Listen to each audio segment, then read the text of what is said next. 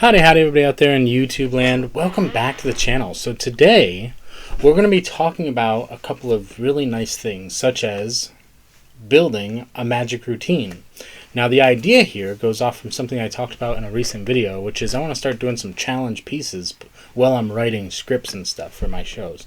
So basically the idea is this. The concept was, can I make a show out of my everyday carry? So EDC, another big pop-up word there.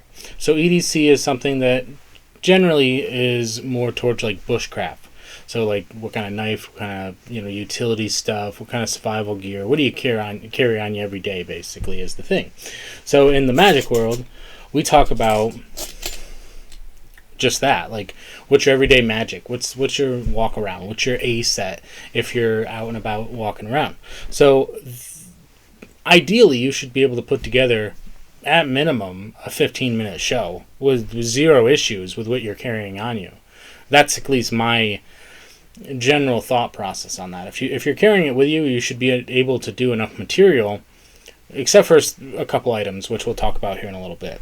So why don't we go through them really quickly. I've done videos on my EDC. It's changed as I go along.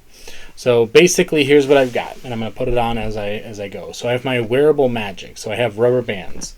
Now in this case, what I'll do is I will pick out blue, red, and yellow. Now I have an extra yellow one here because I want some contrast with the different colors, but I also want, just like with other things, other principles, I want to have similar color, two of the same color, so that I'll be able to do some magic with that because it won't stand out as much. So these are going to go right on the wrist. Now these are just regular color, just rubber bands with regular color to them, and they will break, and I'll just grab some more.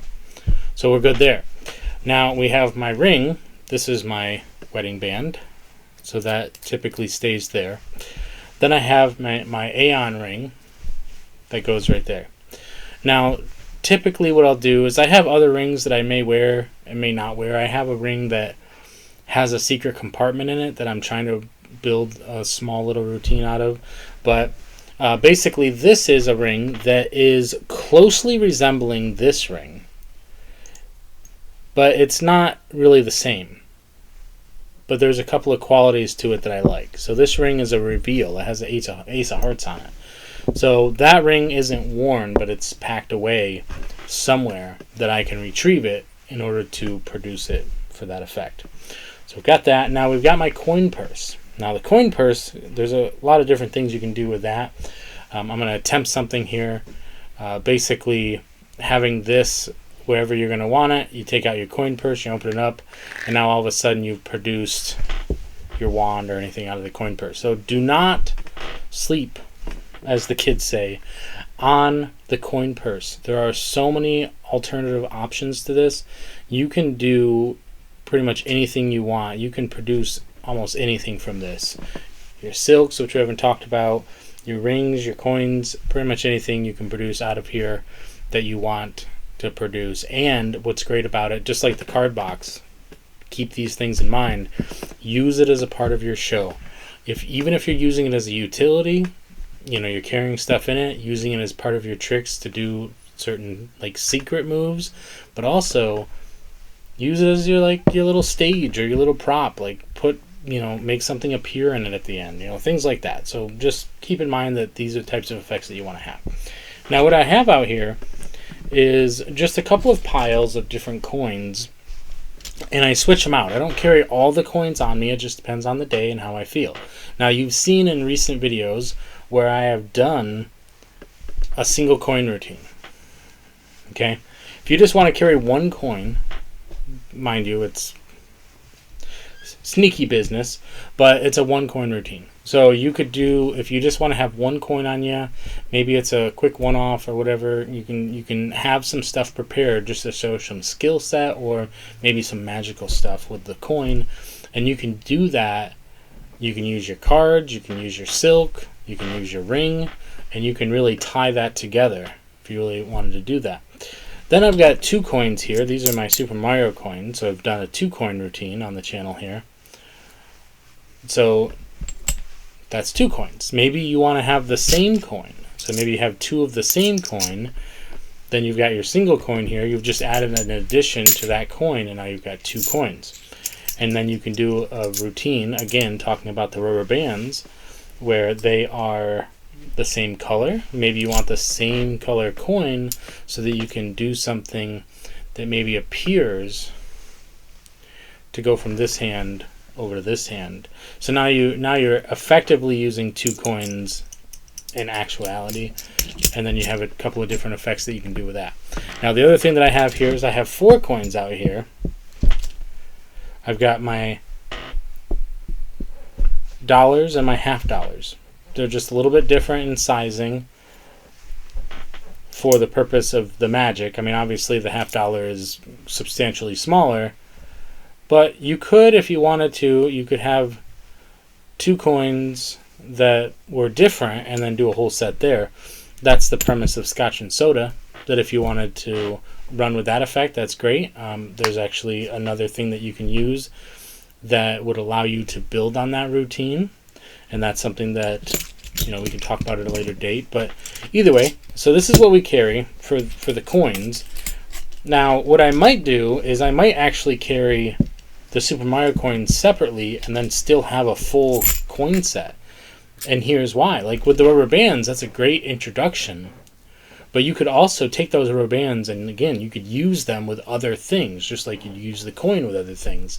And so you can bring the rubber bands back when you're doing your card set. So you've got some interchangeability, and they're really modular, and they'll fit together. But the other thing that I want to talk about is we're talking about everyday carry, right? So what if I want to do a quick little coin trick for somebody, but then they wanted me to put on a 20-25 minute show?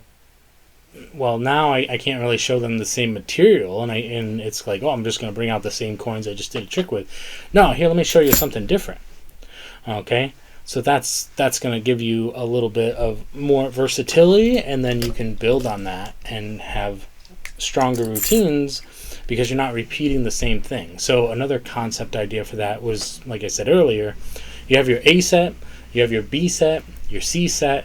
You know, these are basically just means that you have different items or different different routines already set up, that when you go out to perform, you're going to do the routine that they paid for. You know, the one that you do. That doesn't mean that they're any worse than the other ones. But what if you show up at a gig and they say, hey, we actually need you for an hour and a half, and we're only planning on doing 45 minutes. Well, great. You can go around and do your full set, and then you can switch out to your other set and do walk around or do, versatility. That way you could actually do a longer show with this, presumably with most of the same material. So that's something to keep in mind. So you have something for walk around. A single coin routine is nice for that. But then have something that plays a little bit bigger with some more coins. Now, obviously, I talked a little bit more about coins than I did about the other stuff, because to me, I mean, you can do some really nice stuff with the rings and the rubber bands. That's great. For the stuff that I do, coins is what I've been really spending a lot of time with to get good with working with my hands, but also cards. These are things that are going to be your big pieces. So this is my opener, as I have pointed out many times. I love the silk. I will do so much stuff with the silk that it's beautiful. I love it. So this is my opener that I do with the silk and the ring. Again, tying things together. It's great. Now, I will have this and do it, and then I also have a trick that I can do with the silk with the coins. I have a trick I can do with the ring, I can tie in the rubber band if I really wanted to use it to hold something together, which I can put this on here real quick, just so I have all the rubber bands on. And then I have a card trick that I can do with the silk. So I'm doing something with the silk every step of the way. Like I can bring it back out for every piece if I wanted to, and utilize it for that. So what do I want to carry today? So I'm probably, I'm not really doing a whole lot today in terms of magic. I have the day off. So I'm not going out I don't perform for a job. That would be awesome. But what do I want to practice today is really what I think about. Like, if I'm not going to be out to perform, is there any pieces that I want to give a go? Like, if I see somebody out, I can try to perform for them. And the 4 coin, which in this case is a 3 coin routine, secret tip there. What I've been carrying is the single coin, which is nice, but I really love the 2 coin. The Super Marios are my go-to. So usually my walk around, my normal carry is the Super Mario. So now we have all these extra coins here. Again, we don't really necessarily need those. The ring is a part of a routine that I am trying to put together with a card trick. So a routine. I have the card trick, but I like to carry the ring to practice that. Figure out like where it's going to go and how it's going to flow and things like that, which we're gonna talk about. This is going to be a longer video. We're going to talk about building that routine. So this piece here, this is my building blocks there, the baffling blocks from Eric Leclerc. So this is part of my Lego setup for my birthday party that hopefully so I had a birthday party planned. It didn't work out, which is fine. That's happens. So basically, either way, this did get me rolling in the right direction to get my birthday party put together. So I will be planning some more of those. But I carry it from time to time, especially if I'm wearing my Lego shirt. I will carry it so that I can perform it just to get some more practice in. It's a nice piece just to carry, plus you can kind of use it as a wand if you needed to do anything fancy with it. And it comes with a nice little color change. So, yeah. Again, my camera makes everything look good. I don't know if it looks like that in post-production, but when I'm watching it, it looks great.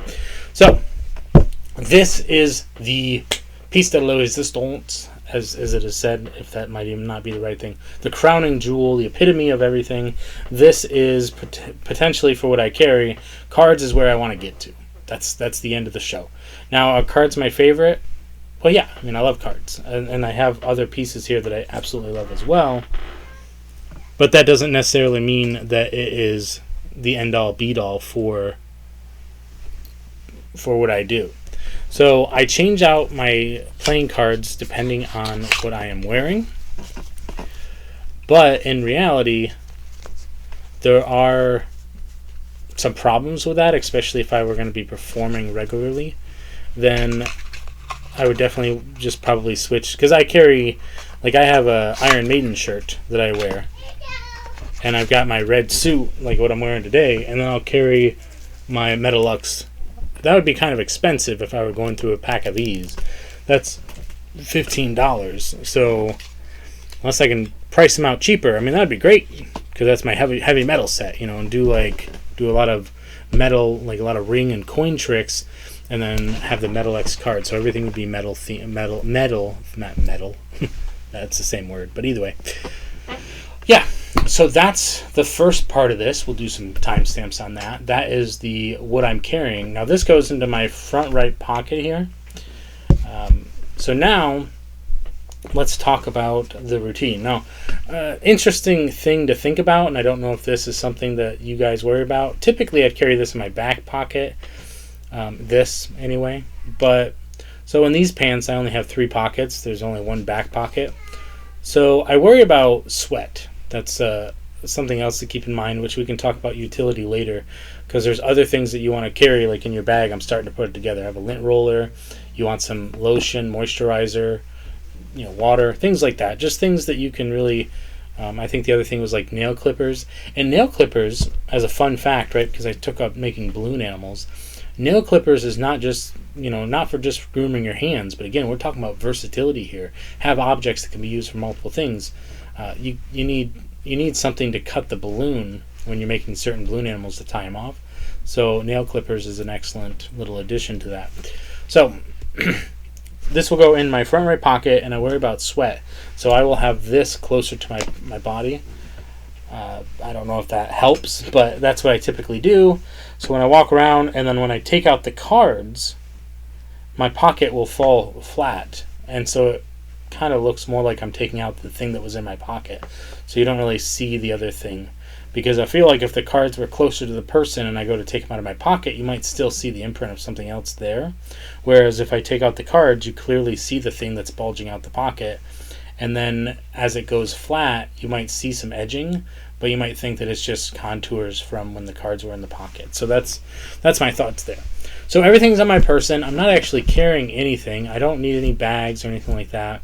So when I go out and perform, the last thing I forgot, the hat. That's one of the most important things. So I'm actually putting together a performance piece with the hat that I can do at the beginning and then tie it in at the end, because I also use the hat for different parts of certain routines that I can like make stuff appear out of the hat. And then of course at the end, you're going to want to toss your hat down, not fall off your table. I'll leave that down there for right now. That's a Jason Marr joke that he made. But anyway, toss the hat down. And then this is also a versatility piece as well, because you can do movement with this. You can get everything over here. You can even do some pieces of making it really appear like it is doing some magical stuff. And that goes right on the head. So now half of the things that I'm carrying are wearable magic. So beautiful. I love that. I do have some other pieces that I can switch out and practice with. A watch that does some magic stuff, things like that. The other thing that I like to carry on me is some sunglasses. Just kind of completes the look. But anyway, that's besides the point. Here we go. So now what I want to talk about, now that we've talked about what I'm carrying, then we can talk about, we got the utility thing out of the way. Let's talk about bagging for building a routine, because you're not always going to just be carrying it on you. I mean, yes, the point is building a routine out of what I'm wearing, my everyday carry. Now, I might carry something like this, and what I carry in here, this is actually my birthday set, so I don't really want to show you everything that's in here. But I'm also carrying a couple of extra things. So what I do is I keep some extra cards in here. I've got my balloon set in here with my book, so that when I'm out, just if I'm with the kids or whatever, I can practice. I've got the book for the balloons. I've got my magic stuff, my wand. I've got the tricks that I do. I also have my close-up pad in here, because when I'm at the house, I've got this nice little blanket. It's a blanket, but it's a nice material, and it seems to be working out okay-ish. So hopefully it has some longevity to it. But it's soft enough in the way that it's set up, as I can do my spreads and stuff on it with little issue. Plus, if I'll take this out to perform with. So now my close-up pad is something that I can really utilize as a carry-around. I have my blue one over there that I really haven't had the space to do anything with. I could take it out to the table or something, but I don't have the room to use the big close-up pad.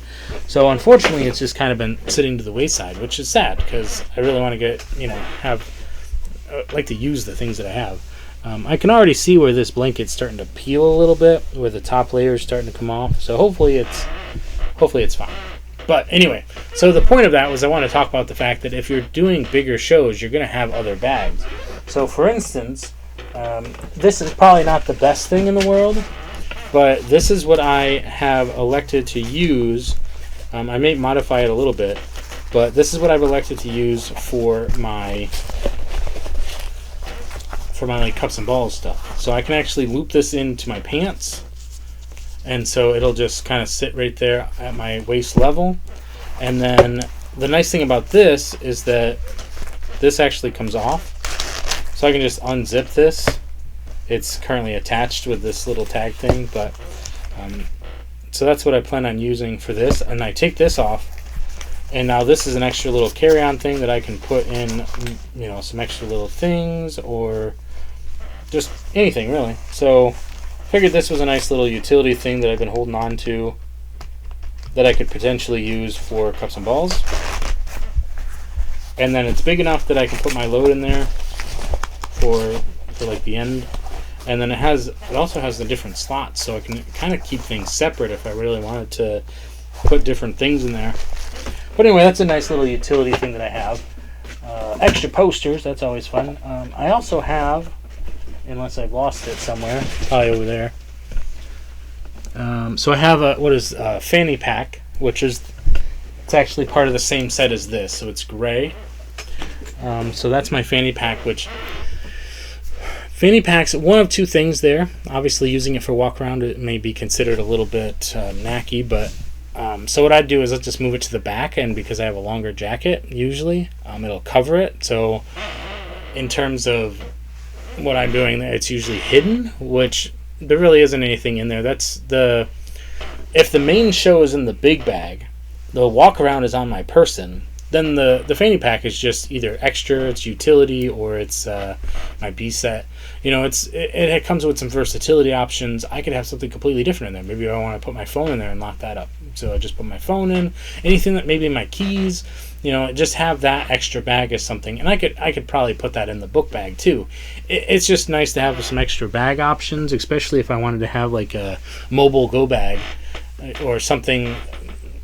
Just options. If I needed some extra room, maybe it's a bigger show, because most of my shows that I'm putting together are very small and confined. I do have one other bag, which is a very it's not a structured bag. It lays flat. It can be rolled up, and I figured that's something that's really nice if I had some things, and it can get wet. So if I need to put some stuff in there, maybe it's extra clothes, maybe it's who knows. It's something. So I have another bag for that. So now that's part of the utility set, because you might, things can happen. Maybe you want to carry some extra pants. Maybe you want to have an extra something. Maybe you have to change out between shows. Maybe you're not going to go back home. Just keep that in mind and have that stuff prepared as you go. Now, one other thing I do want to show you right here, if I can reach it. Just a little bit out of reach. This is part of my Easter show. I just call it the Easter show in a basket, because it's an Easter basket. And this is pretty much everything that I do fits inside this glass case. This is for glasses. Everything for this show is in here. The only thing that doesn't fit in here, because I use this bucket. I have the Easter basket down there because it doesn't fit up here. But that's it has a chocolate bunny as for the closer. So it's just a giant chocolate bunny that I use at the end. So everything can kind of fit into that Easter basket, and then I can carry that out and perform with that.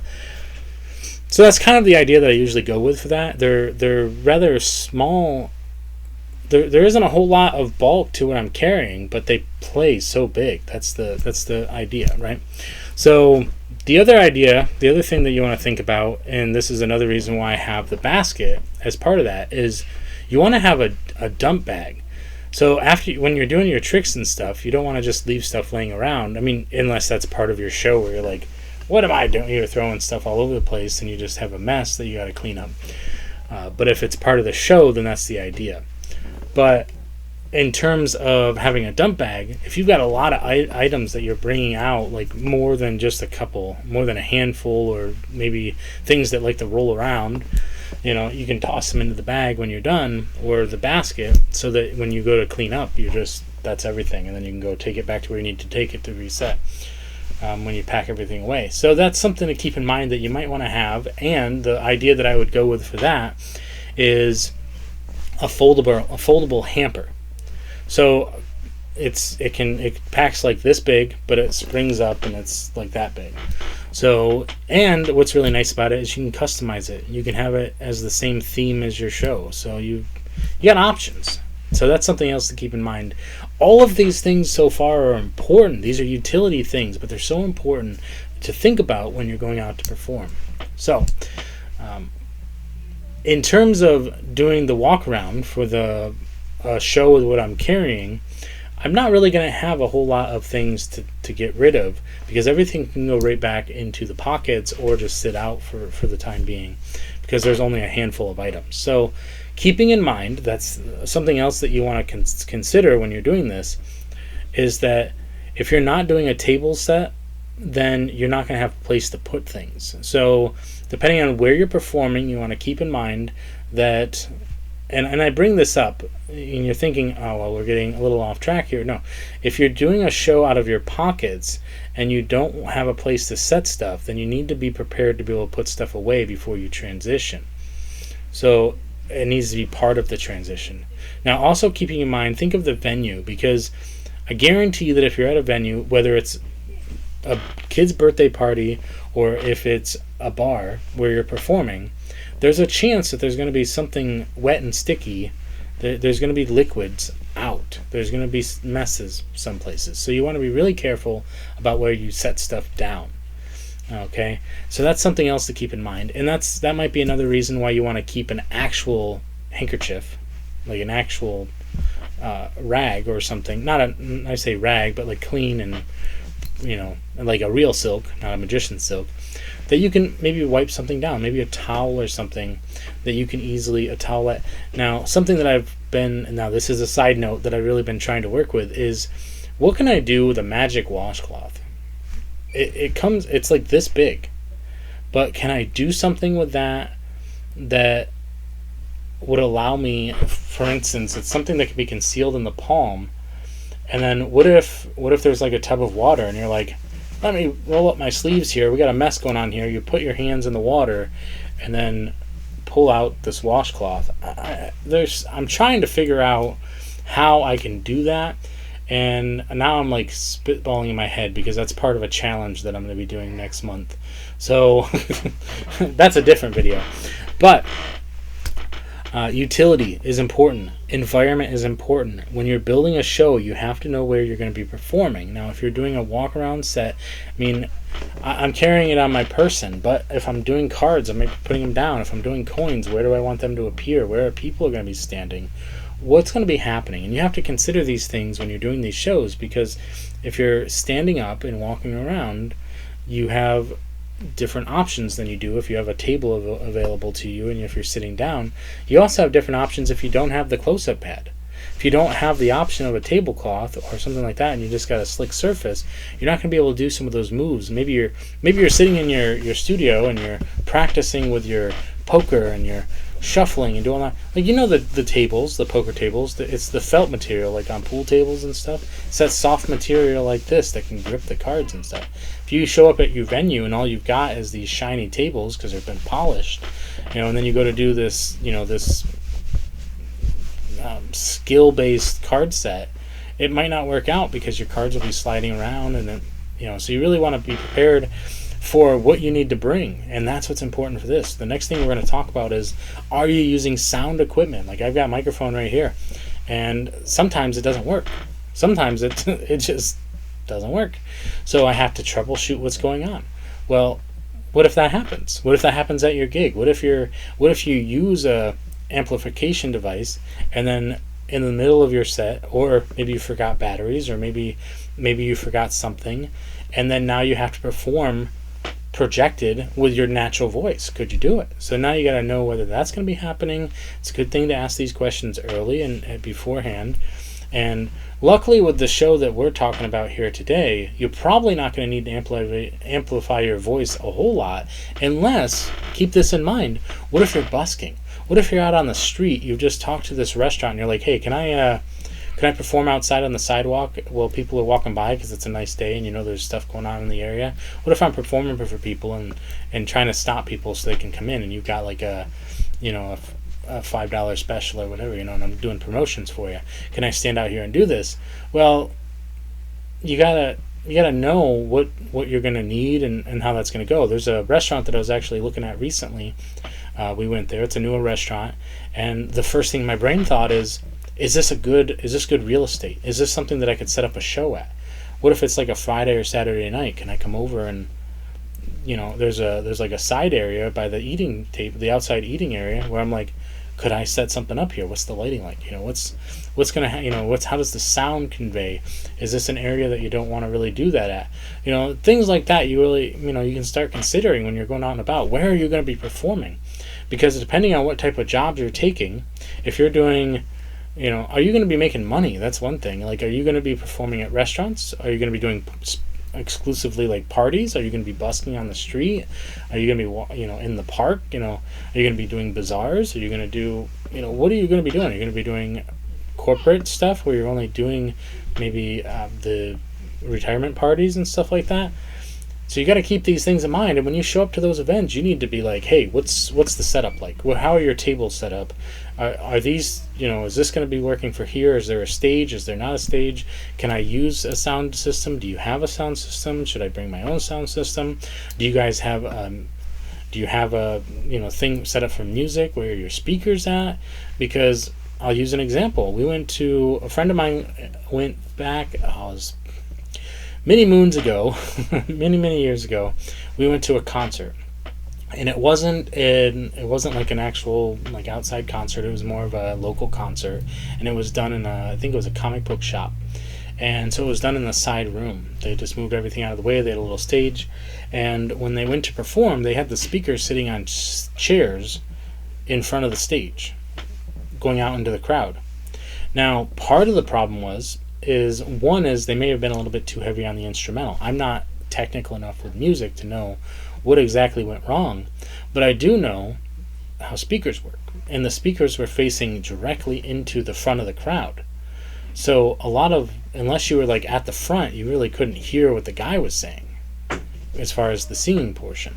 So you really want to know where things are at, so you know where to stand and how to really set all this stuff up. And that's really important, especially for this, because if you know how your pieces work and you know how your routine's supposed to go, you need to figure out how that routine's going to look when you're in front of your audience. And your audience might be flat. So I'll use this as an example. So let's say you're on stage here and you're performing to all of these people that are out here in the audience. What if they're layered? What if they're raised up and down? What if they've got platforms? What if they're in bleachers? All these things to consider. What if they're all the way around you? That's something else that you want to keep in mind. You want to know where your audience is going to be, so you know what tricks to prepare for your routine, because you want to make sure that you're preparing stuff that is going to play well for the audience that you're playing for. So keep all of these things in mind. So we have our props, we have our items listed out. Now we've talked really heavily into the utility side of things, knowing what to bring with you that's not magic. And you also want to keep in mind that you want to bring, just in general, you just want to bring this knowledge with you of what your venue is, what's your audience, where are you performing. So these are all important things. You can almost do the what, where, why, who. We could actually go through that whole list for what we're doing here. What do you bring with you? What do they have, and what do you need? Where are you going to be? Who are you performing for? And where's the why? Obviously the how is, you got to get there, but either way, basic idea for that. Now let's talk about what tricks you could do in terms of building this routine. So basically, here's my basic setup, because you want to have a beginning, middle, and end for your story. We're finally into the story portion of this, so we can put a timestamp here. So if you really wanted to know where, all of this is important information. So now let's go into the pockets. Remember, we have things on our hands here. Now I have the rubber bands and everything, and I have the ring, and so I always go for the silk first, because actually, let's take a step back. I do the hat routine first. Boom, hat routine. That's my opener. Something like maybe a little bit of a dance, maybe a stretch, get things loosened up. I have this little thing that I do where I like, that was I'm tired now or whatever, I'm sweating, and I'll push the hat off the back of my head and catch it behind my back. And as I go into this manipulation of the hat, as I'm throwing it from hand to hand, it's going from down here. With this, it's really got to look like you're doing next to nothing with this hand, as the hat shoots from down at your waist level up to your head, and then you can flip it around and get it back onto your head. Now, I do that because I want to prep them for later in the show. So this is, again, a lot of behind-the-scenes stuff for this. Prepping them, because you want them to get used to this. So, I'm sweaty. Okay, let's go ahead and push that off the back of my head. Now, after I'm done with that, I want it to look like I'm just kind of trying to get the hat back on top of my head in this really weird, fancy way. So then I go to do it again, and I'm like, oh, wait a second. Now, as you're reaching up here, you're also going down here to retrieve your silk, and that's part of your transition, right? You're like, oh, let's not do that again. Why don't we use the silk that I carry with me here? So now you have your silk. Now you can go into dabbing your forehead, and you're like, okay, you know what? We're done with that. Now I've actually got this set up because I don't want to really give away the goose here. I've actually got this set up with a ribbon in here because this is part of the routine that I like to do.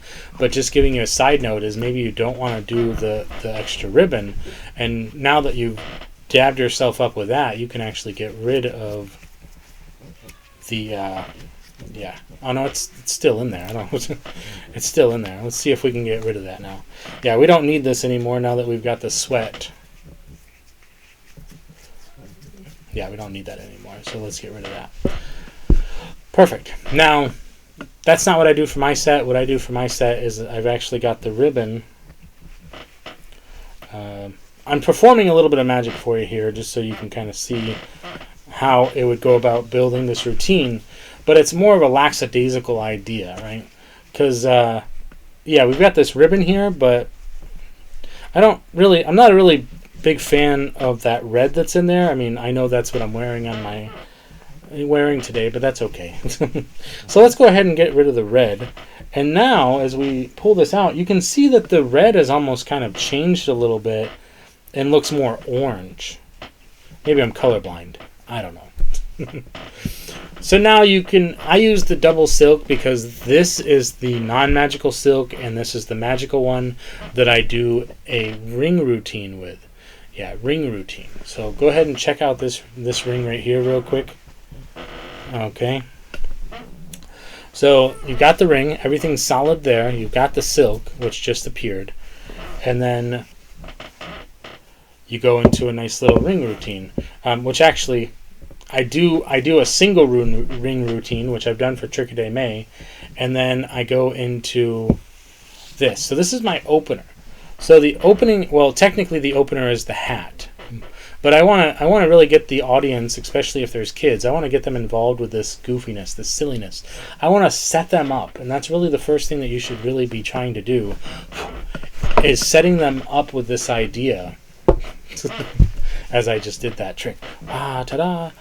So I really want to set them up with this idea that I'm kind of clumsy, right? Because my vibe is the Mad Hatter. I've ordered the suit and everything, so I'm going with the Mad Hatter vibe. I've got the hair that's all crazy, and I just want to do these silly, gimmicky, dancey, like sporadic movements. And so having this color introduced to it is a nice visual. So here's something else that's really important that I want to talk about right now. And this also ties in what we were talking about, knowing your venue. So when you're performing these tricks, I only have this much room right here. This is what I've got on camera. Now if you're looking at the top one where my table is, this is what I've got. If you're looking at the bottom one, which is my top, I've got this much room, which is important because look how long this silk is. Try not to do this with your silk. Always make it look bigger. Pop your elbows out. Make this look as big as possible, and that's why the hat thing. Throw the hat from side to side and try to get it as far over here as possible. And this is something I learned from Jimmy Talks a lot. Your stage is you. And your stage is as big as your movements are. So if you can reach up here to get something like, oh, I threw my hat up here, I caught it. Okay, or my hat goes from here to here, caught it. Oh, I dropped this on the ground, it was intentional. Oh, let me go ahead and get that.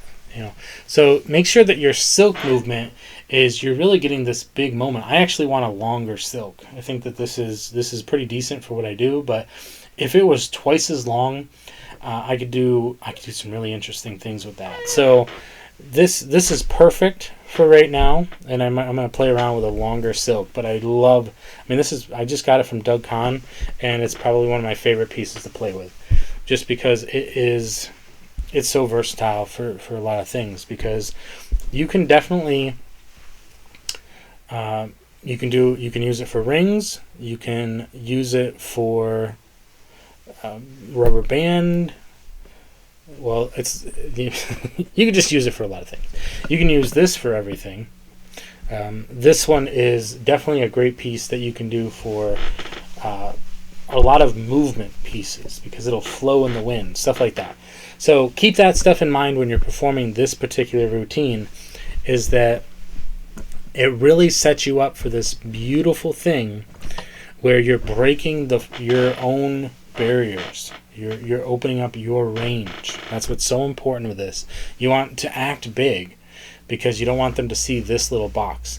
And here's why. Because let's say you're doing something with a coin, and this is one of those big moments because I'm going to do it twice. Okay, so you might see what I'm doing. But we're going to take this coin and we're going to put it over into this hand. Now, I naturally already was trying to do it, but I had to stop myself because I wanted to show you this. So I can do the reveal here, but I was already going to bring it up here because basically the idea is, and I'll teach you this pass right now, shuttle pass. Haha, you're learning something today, along with all this other wealth of knowledge, is if you take the coin and you're just going to clip it as you throw it, and then, so the idea is you don't want to do this, and I'm going to exaggerate it so it looks terrible, right? So you don't want to just throw it into the hand and then reveal that it's gone from here. What you want to do is you want to get as much movement as possible into this from over here, and then this hand is going to naturally go down so that when this disappears you can say, oh, I dropped it, or it's going to go from these fingertips, like opening it so that they can't see the hand.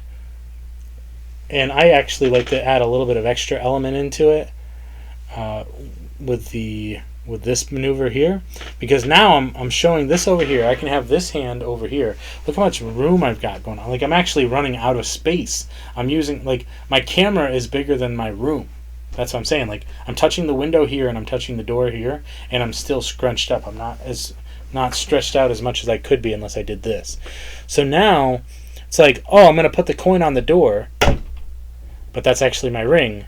And the coin is actually going to go through my hand, to go through my arm, and it's going to reappear all the way on the other side of my body on the window. So you really want, it's so important, you want to break your own barriers. You want to get outside of your comfort zone, move around, do a trick over here, do a trick over here, do a trick in front of the audience, maybe take a step back and climb up on something, just don't fall. So when you're doing, this is a coin. I mean, this is just, like, you can barely see it on camera. When it's here, it's a little bit better. When it's here, you can barely see it. But the idea is that when it goes from hand to hand, that hand is going to shoot out all the way over here, and it's going to touch the door, and then you can clearly see this hand is empty, but now it's already jumped over there. So really get down with that and practice with these different ideas, because it's not just about doing a trick, and it's not just about presenting a puzzle. It's about performing a magical moment where they believe in every stretch of the imagination that coin is in this hand. That's what they need to believe. So I like doing the back palm because it really opens up this idea that the coin is not over here. And all of your attention and all of your body movements, everything that you do, like I reach out to this door over here. Okay, I reach out, I'm touching the door because the door is the most important thing in my life right now.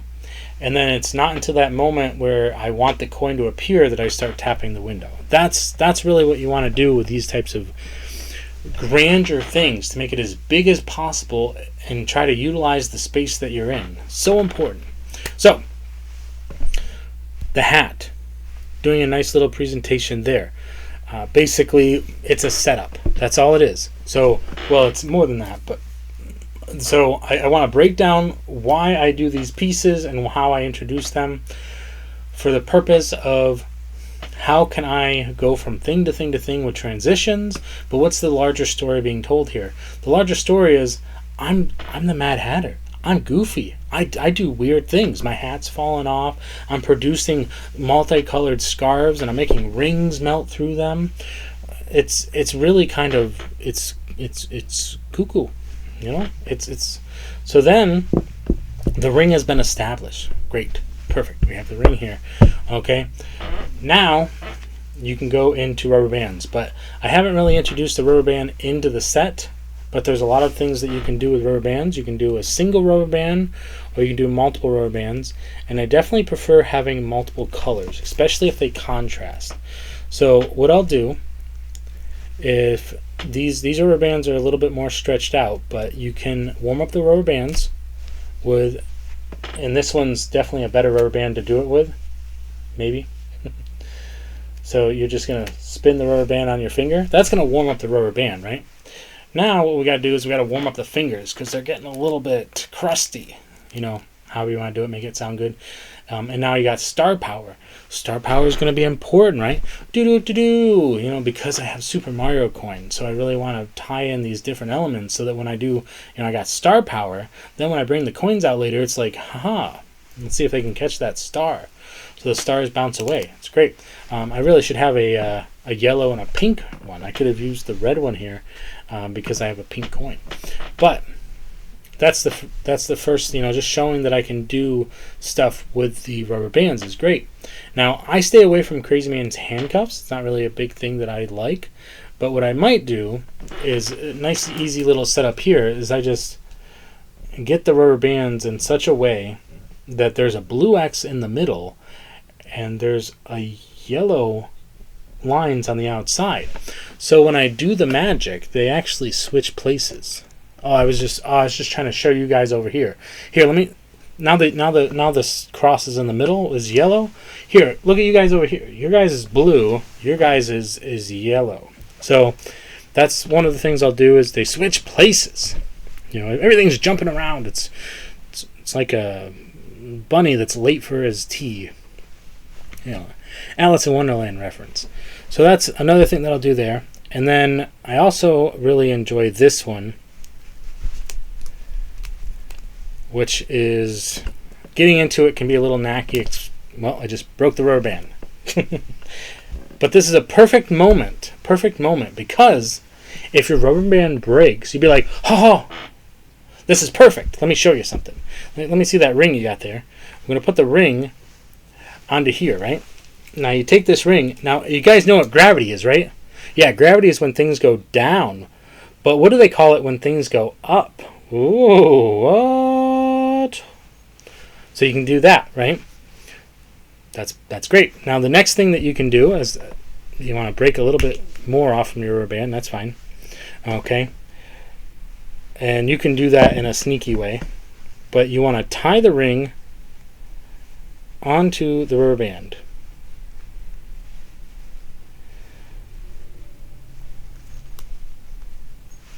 Pieces are just flaking off now because it's getting dry. Okay. So now you got the ring. Don't pull too hard or it'll come undone. And you've got this little piece hidden away here, wrapped around it. So I won't go into the handling details, but just enough for you to see that we're going to try to get this ring to come off from here. Let's see if we can do this. Okay, here we go. So the ring is clearly on there. Let's go ahead and take the ring off, put it in the mouth. Now the ring is gone. Put the ring back on. Beautiful. You know what? I don't actually like these ties on here, so we're going to go ahead and pop those off.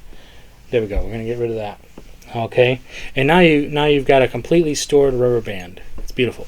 Now all you got to do is just break it again, and you're just going to try to get it to come apart as close as possible to where your knot is, and then you take the ring off, and now you can get rid of the rubber band.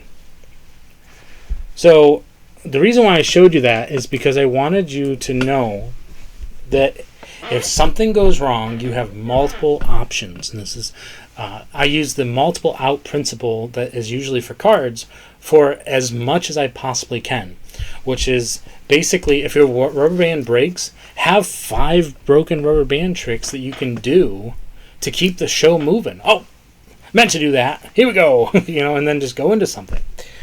So that's really going to work out for you if you can keep the ball rolling even when things happen, because things are going to happen. So that's the progression there. We've gone into rubber bands. We've tied the ring into it. Great. It's like, you know what? Let's see here. On the subject of tea or whatever, or how much is this going to cost me again? How much is the cake? How much the ice cream? Or however you want to introduce your coins. It's money, so you also want to get this idea going, like you're spending it. Or look at these cool things I found at the antique shop recently, or whatever, the kids shop. However you want to tie it in. Bring your coins into play. Okay? Now you remember you got the bag here. Great. Okay. Perform your coin trick. Now, there's a couple of different ways you can do it. You can do a flourish where you just throw the coins out, and now you're producing coins like so. making a coin disappear. And here it is. Remember what I just said? Bring this all the way over here. We've got the gold coin is in this hand, and the pink coin is... Wait, what? No, hold on, that's wrong. We've got the... Yeah, here's the pink coin over here. And... Wait a second, now it's gold. And now you're just switching back and forth. And this is really also a really skillful thing too, but you're pretending that one coin disappeared and the other one is just keeps changing. Yeah, so it goes from gold to pink. From pink to gold. From up here down to here, it is now gold again. And of course that's because I have 2 coins. So however you want to do that presentation, the idea that I have here is I have 2 coins, one disappears, and then now the one keeps changing colors until the end when you produce both of them again. So we did that trick in the Trick a Day May recently. And that's just a quick little coin routine. Now you probably want it to be a little bit longer, so you could end up doing, especially if you have the table, what I like to open with potentially is gold over here, pink over here. This is how we would magically change places. Yeah, the gold one's over here, so that means the pink one is now over here. So that's a short little coins across that you can do, and that's magically how you do it. Then you can go into the set where you're like, okay, we've got the 2 coins. Let's get rid of this one for a second and only use the pink one. Okay, so that pink one is actually going to turn into the gold one, as long as I don't drop stuff. And so that's how you're doing something that's a little bit more skill based, because they know you have both in your hand. So and here's why I like to do that. The idea with coin magic, and this is something that's been pointed out, I call it the fallacy or the paradox of coin magic, is that they're always going to know it's in the other hand. So you need to keep the story moving in such a way where they already know the premise, but they can't see what you're doing. That's really the idea that I have there. So then you've introduced your coins, and your coins are going to be the middle of your show. Now at this point, the only thing that I have left is the cards. So I will bring, like I said, another piece that I can bring out. Especially if you want to do some wand stuff with your coins. So if you want to have wands, if you're definitely into like that kind of magic. I've done this for Trick a Day May. Normally I do this standing up. But again, that's the point. You really want to make it so that you're... See if I can actually pull this off while I'm sitting down. And it's gone. So then you can really go into this set here, especially if you've got a lot of multicolored stuff. Like, what's your favorite color? Oh, you like green? Perfect, you got green. Okay, so now you can do a routine with a completely random object. And this is great because it doesn't have to be something that you're carrying on you.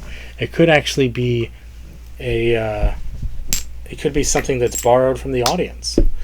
So just play around with that. Maybe do more interaction with your audience. But when you get to the cards, I can spend 20 minutes on cards alone. But now, introducing the cards, you've got so many options with the cards. You can do stand up, you can do sit down, you can do single cards, you can do natural cards. You could do a whole show on cardistry if you wanted to do a skill-based show, like you just did your coins. And let's say your coin set has very little to do with transpositions and changing, and it's all about, look what I can do with a coin. And now you're making a coin jump and disappear and reappear and do all that. And so you could just carry yourself in that fashion if you really wanted to. So this tablecloth here, I can do all of my moves with very little issue.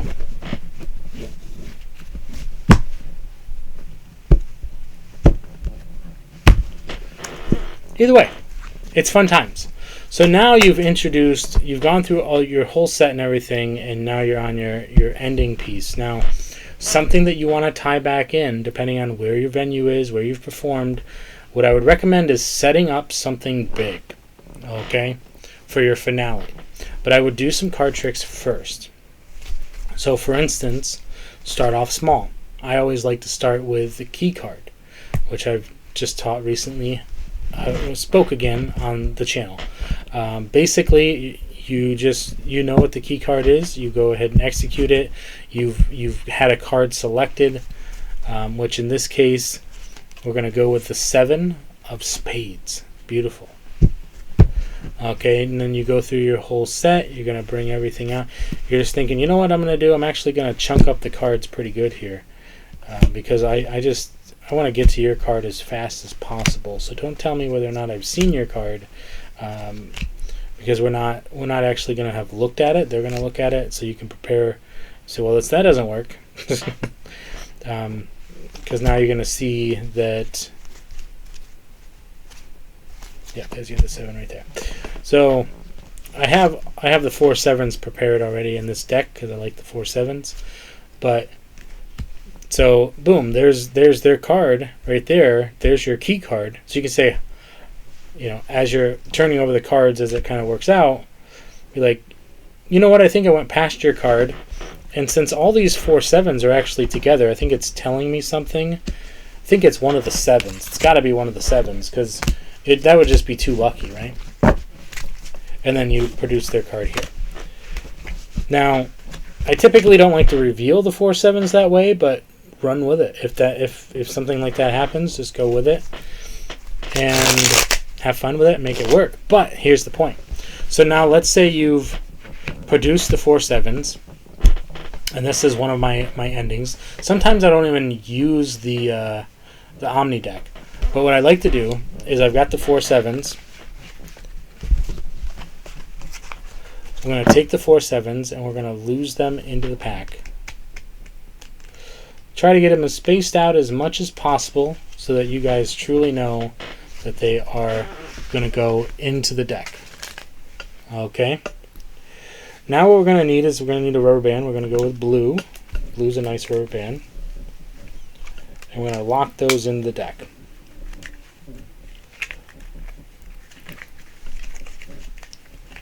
Okay. Now, if you guys have enjoyed the show, if you've enjoyed this video, if you've enjoyed the knowledge that I've shared with you today, I want you to know that I've put a lot of time into putting these things together for you, and I'm going to put my hat down, so hopefully you guys are inclined to, you know, click the super thanks button if you happen to see it. Maybe check out my membership, maybe check out some of my Trick or Day May videos. Anything else that you guys feel free to click on, go ahead and do that because the stakes are high here today. They're very high. We're going for a jackpot, and let's see if we can get it. And if I can get the jackpot, go ahead and click that donate button today. That's going to be 1, 2, 3, 4 7s in the hat. Jackpot. Thank you, everybody. That's our show for today. It's a good ender. It's a good finale. It's your hat pitch. It's everything that you need at the end of your show, especially if you're doing busking or if you're doing a party. You just thank everybody for inviting you along. And I truly mean it. If you got anything out of this video and you sat through all of it, I really appreciate you. You guys have already paid me everything I need, but anything else that you want to give, I greatly appreciate it. So I hope this really helped you out. So thank you, and remember, stay positive, stay active, and stay awesome. And we'll see you in the next one.